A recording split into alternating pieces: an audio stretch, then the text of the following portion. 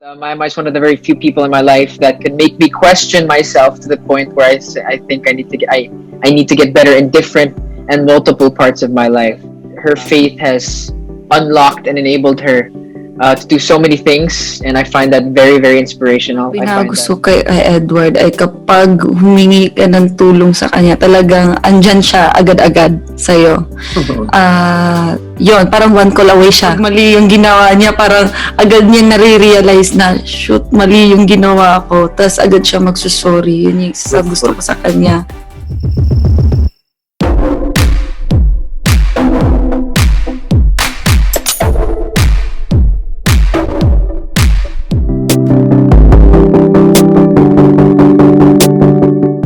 Edward, you're in La Union, and Maymay, you're in Quezon City. Yes po, sir. Actually, I'm back in Quezon City at the moment. Oh, back in Quezon City. Okay. So you have started shooting already? Is this a series or a movie for TV? Movie po. And movie. It's finished now. We finished shooting now. But it's going to be streaming on I Want Tuloy-Tuloy, no? Yes po. It'll be streaming for the first time January 1, 2021. Yes. Okay, so how long did you shoot the movie? Mukhang mabilis lang. 36 days po. Wow, 36 days. Opo. Location lang yon. Na naka-lock-in kami. Lock-in here in the city. Opo. Yes. Hindi po dito yung location, sir. Nauna po kami sa Bataan, tapos napunta sa Bulacan, tapos sa Alabang. Sa Bataan at saka Bulacan, yun kasi yung location kasi namin dun ay bundok. Kaya yun, kasi yung movie namin ay related din sa bundok. Sa bundok? Opo. So, Maymay, Edward, can you tell me briefly what the story is all about, and you tell me about your roles in the movie? Okay po. Maymay, ikaw na lang. Okay, Princess Diaries po, tungkol to sa, Princess Diaries. Yun yung title ng movie. Oh, parang Yes po. Pero si Anna Taway, Julie Andrews. Yes po. But similar title but not so similar stories po. Okay, so pero ibang-iba naman yung story. Pero parang ganon. Oo, Princess Diaries, tungkol ito sa pagpapanggap ni Riz na prinsesa. Kaya Princess Diaries kasi dinadaya ni Riz ang pagiging prinsesa. Kaya ganun yung title. Bakit niya dinaya yung pagiging prinsesa? Dahil in-offer to ng isa kong character. Dahil dalawa po yung character ko dito. Si Riz at saka si Princess Ulap. Sobrang magkaiba po, di ba? Si Riz, sobrang open, ang ingay, tapos yung priority niya is yung pera. Ito naman isa, sobrang mahinhin, prinsesa, at ang importante sa buhay niya ay pag-ibig. Kumbaga, talaga yung definition niya sa love niya ay sacrifice, na kahit mawala man sa kanyang lahat, pero gagawin niya para sa minamahal niya. Yun yung pagkakaiba nilang dalawa. Kaya nakita niyo si Riz, yun yung parang yun yung swerte sa buhay niya na, yes, ito na yung pagkakataon para makawala ako sa kaharian ko. Kaya i-offer ko itong pagiging prinsesa ko kay Riz. Tinanggap ni Riz kasi involved dito yung pera. Diba, ang goal ni Riz ay pera. Kahit mali pa yan, basta pera. Dahil may pinapatunayan siya sa family niya, lalo na sa lolo niya, na malalaman nila kung bakit. Doon mismo sa movie. So yun, in-offer niya. Bakit niya in-offer kay Riz? Dahil magkamukha sila, hindi sila magkapatid. Meron lang talaga tayong fact na may 7 daw na tao dito sa mundo na talagang eksaktong kamukhang-kamukha natin. Kaya naswertehan si Princess Ulap na nakita niya si Riz. So, doon. At walang papanggap si Riz sa kaharian, ay nakita naman yata ng mga kapamilya natin yung trailer na nakilala ko na si Kaylee bago ako magpapanggap na prinsesa. Eh hindi ko alam na magiging isa din siya sa mga dayo doon sa kaharian kasi nagtatrabaho siya. Yan yung character ni Caleb. Ni Caleb. So yun. Okay. So Edward, Yes, Edward, po. tell about your character. Yan. So, connecting to what Maymay said, ang character ko po dito ay si Caleb Abdon. Isa siyang reporter or journalist. Producer din siya. So, nasa Kingdom of Oro siya or yung kingdom ni Princess Ulap. Konti lang nakakapasok sa isla na yan. It's a very restricted private island. So, my film team, is the only or one of the only 3 foreigners na nakapasok sa loob ng isla. And I'm there to create a documentary about the island and the secrets of that island. So si Caleb Abdon at heart ay isang truth seeker. Ginagawa niya ang lahat para malaman kung ano yung totoo. He will step on anyone, he will fight anyone, he will use the dirty tricks, but he will do anything in pursuit of the truth. So, magiging interesting yung dynamics between yung truth seeker na si Caleb at yung liar na si Reese. So, yun. Okay. So, Maymay, saan ka in real life? Doon sa Mainhin o doon Dalawa? Parang hati yata, sir. Kasi dun sa kay Reese kasi, pareho yung nakaka-relate ako sa kanya sa pagmamalasakit niya sa pamilya niya, na lahat gagawin niya para sa pamilya niya, pagiging breadwinner niya. Pero hindi kami magkapareho dun sa part na kahit mali, gagawin ko pa rin. Kasi ako, gagawin ko hanggat tama at wala akong tinatapakang tao. Siya, kahit may tinatapakan siyang tao, gagawin niya para sa pamilya niya. Which is, hindi ako nakaka-relate doon. Kay Princess Ulap, meron dahil yung definition ko din sa love ay sacrifice. Kumbaga, ano ba yun? Oo, kapag nagmahal ako talaga, lahat ibibigay ko. Kasi yung word na sacrifice sa akin ay, alam naman natin ng tao na kaya natural ng pagiging sakripisyo natin kapag mahal natin yung tao kasi, di ba, God is love. Kaya nga, sinakripisyo niya yung anak niya na si Jesus Kristo para lang ma-save tayong lahat. Kaya natural na sa ating mga tao na magmahal, na magsakripisyo sa minamahal natin. Ibig sabihin, kaya kong mamatay para sa mga mahal ko sa buhay. Yun, ganun ako. Parang may pinaparinggan ka? Hindi naman po.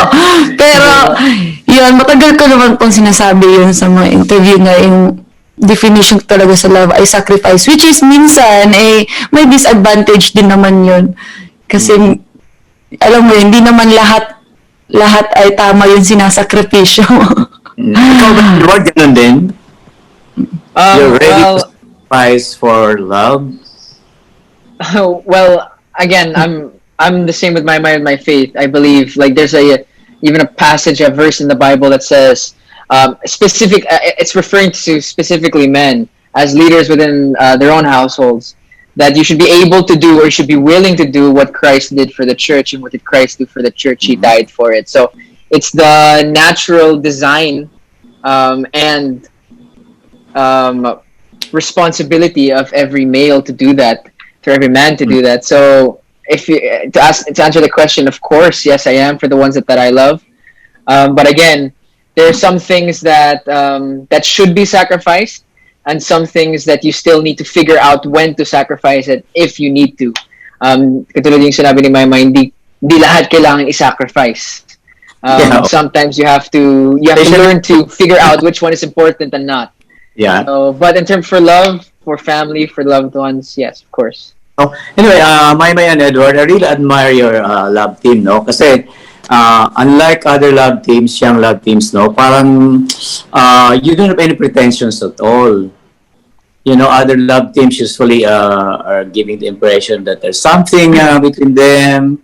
So I admire that you are direct to the point and you're truthful, no?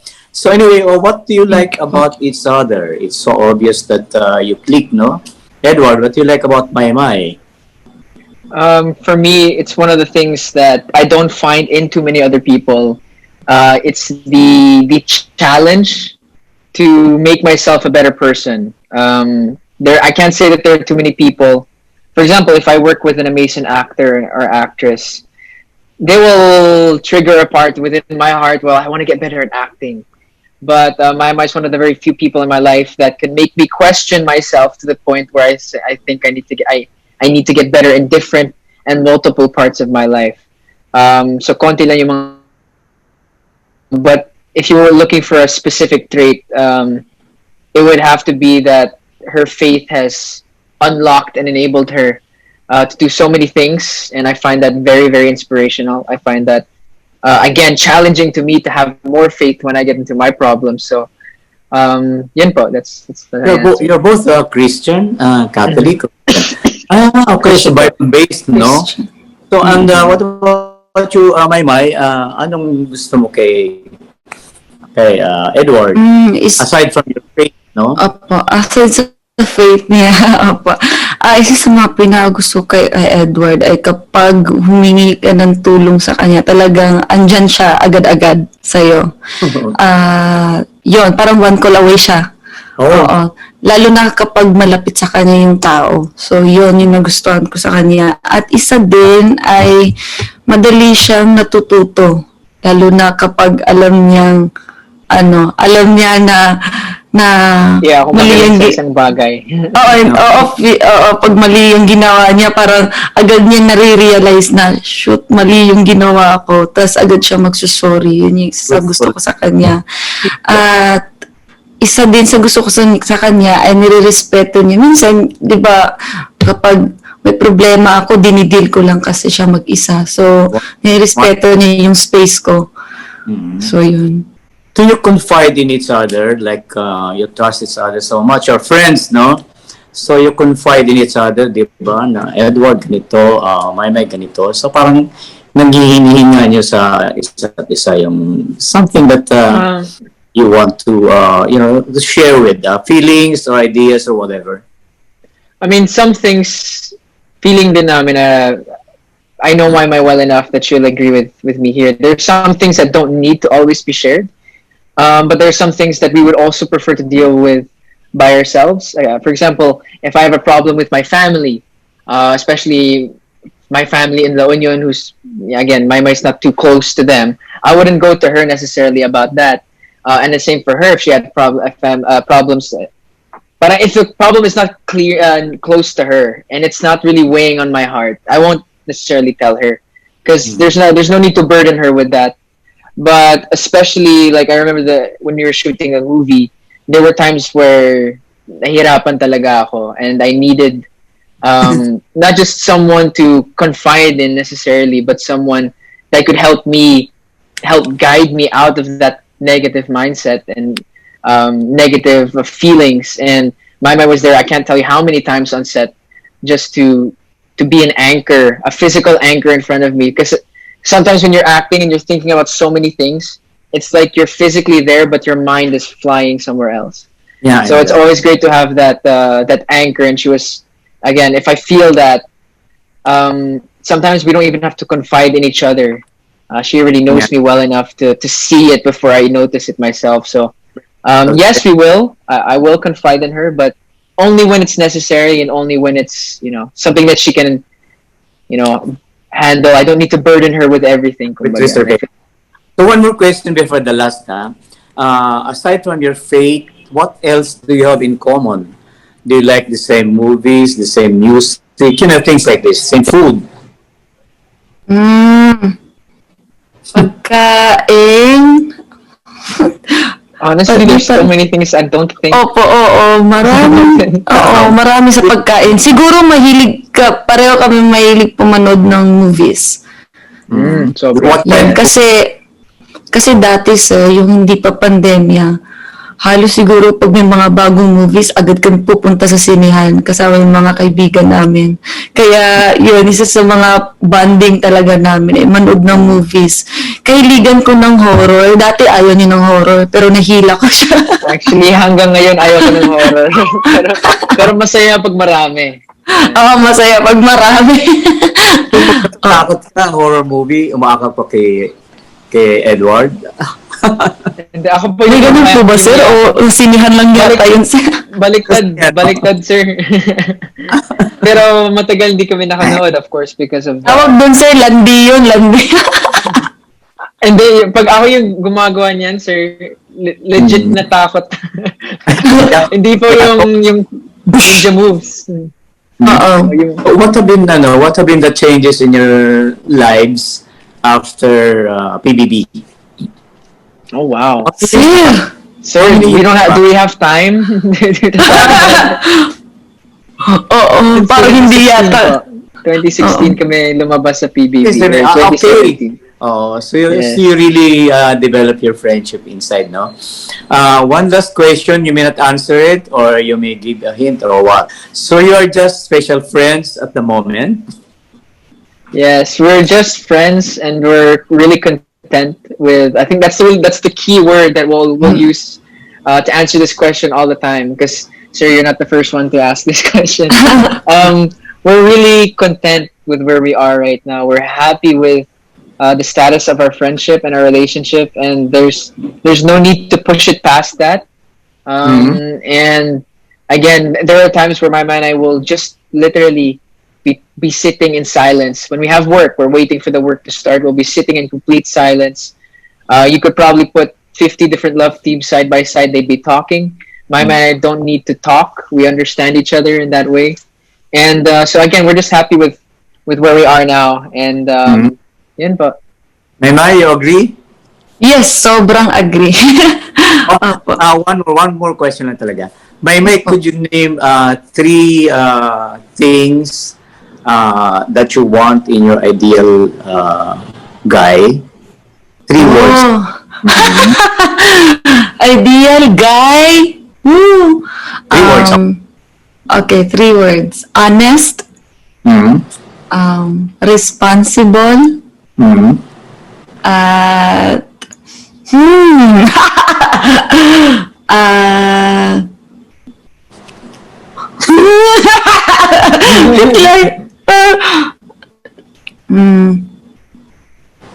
Handsome. matured.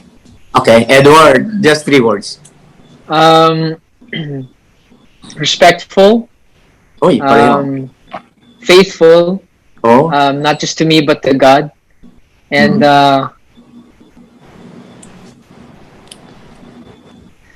I want to say wise. Wise is the one. Okay. Anyway, Out of sight from your fans like everybody else.